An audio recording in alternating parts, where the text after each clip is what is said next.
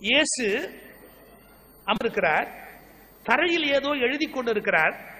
தரையில் ஏதோ எழுதி என்ற பேச்சாளர் இயேசுவை பற்றி கூறியிருப்பதாவது: கடவுளை பற்றி எல்லோரும் பேசுகிறார்கள், கடவுளை பற்றி முழுவதும் தெரிந்தது போல் மத பிரச்சாரிகள் பேசுகிறார்கள்.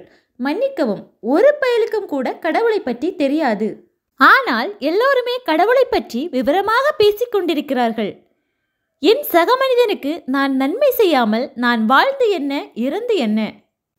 மற்றவர்களுக்காக கவலைப்படுவதில் இயேசுவை தவிர சிறந்த மாமனிதனை நீங்கள் எங்குமே பார்த்திருக்க முடியாது.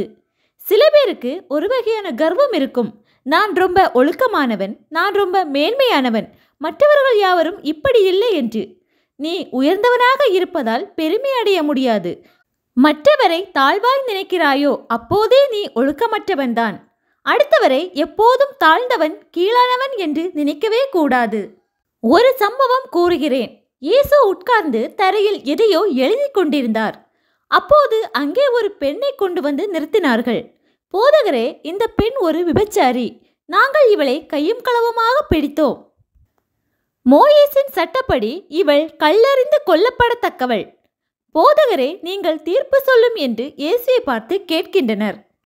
மோசேயின் சட்டப்படி இவளை கொல்வதா, இல்லை உம்முடைய கருத்துப்படி நீங்கள் எல்லாரையும் மன்னிக்கிறது போன்று இவளையும் மன்னிக்கிறதா என்று இயேசுவை சிக்க வைக்கும்படி தீர்ப்பு சொல்ல கேட்கின்றனர்.